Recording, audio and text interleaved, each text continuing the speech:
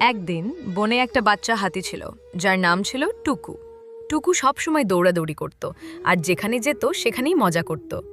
তার মা হাতি তাকে সবসময় বলতো, বাবা ধীরে চল, না হলে পড়ে যাবে। কিন্তু টুকু শুনতই না। একদিন টুকু একটা নারকেল দেখল। ও ভাবল, এটা তো বলের মতো, খেলি। সে লাথি দিল, ঢ্যাং! নারকেল গড়িয়ে ঝুপ করে পুকুরে পড়ে গেল। টুকু পিছলে পুকুরে ছাপাস।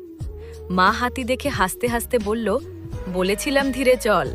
টুকু ভিজে ভিজে বলল, আচ্ছা মা, এবার থেকে সাবধানে হাঁটব। মা হাতি বলল, ঠিক আছে, তবে ভুল করলে শিখতে হবে, এটাই বুদ্ধিমানের কাজ। এরপর টুকু ধীরে ধীরে চলা শিখল। ও আবার খেলাধুলা করল, কিন্তু এবার মাথা খাটিয়ে।